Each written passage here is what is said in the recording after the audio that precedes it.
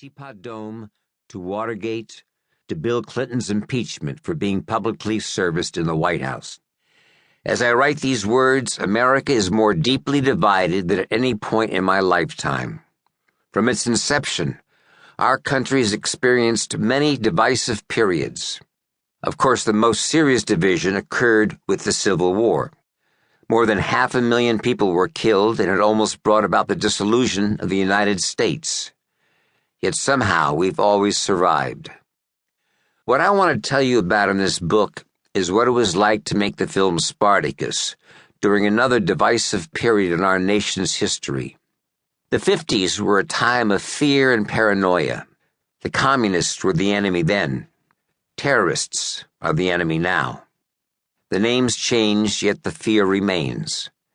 That fear is still inflamed by politicians and exploited by the media. They profit by keeping us afraid. The first president I ever voted for was Franklin Roosevelt.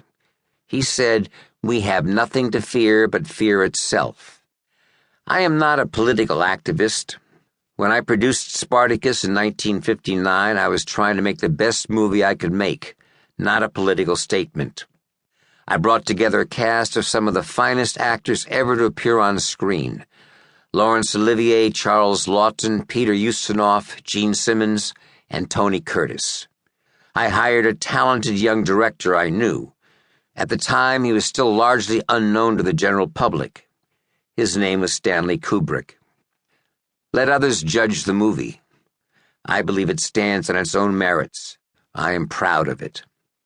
When I talk to my grandchildren about the making of Spartacus, it seems to them like a fantastic tale from a faraway time, the 1950s. They're right.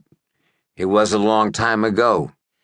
Yet in a world where one man in Tunisia can set off events that topple the government of Egypt, the story of Spartacus is as important today as it was 50 years ago, and 2,000 years ago. A revolutionary spirit is circling the globe. Is it contagious? We are surprised when we see leaderless crowds of people gathering in American cities, speaking with one voice, challenging the power structure that seems impregnable. That was what Spartacus did, and tens of thousands lent their voices to his. Together, they were all Spartacus. I was a young man when I made this film. I've often said that if I had been a little bit older, I might never have taken it on at all. I certainly don't think that I would have hired Dalton Trumbo to write it under his own name. He was a lightning rod for the country's divisiveness.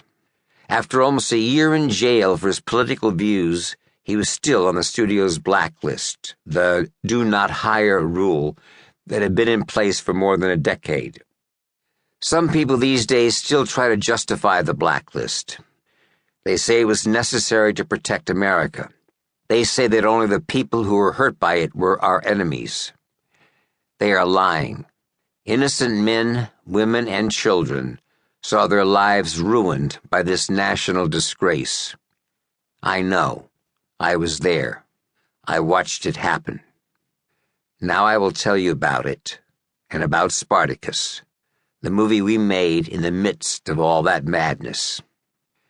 Kirk Douglas, January 1st, 2012. Chapter 1. In every city and province, lists of the disloyal have been compiled. Laurence Olivier as Marcus Crassus. In the caucus room of the old House office building, the House Committee of Un-American Activities, HUAC, was gavelled to order by Congressman J. Parnell Thomas, Republican of New Jersey. It was Tuesday, October 28, 1947.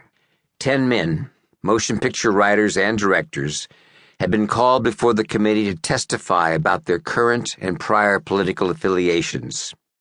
9 of them were screenwriters: Dalton Trumbo, Albert Maltz, Ring Lardner Jr., Lester Cole, Alba Bessie, Herbert Bieberman, John Howard Lawson, Samuel Ornitz, and Adrian Scott. One was a director, Edward Dmytryk. These men, the so-called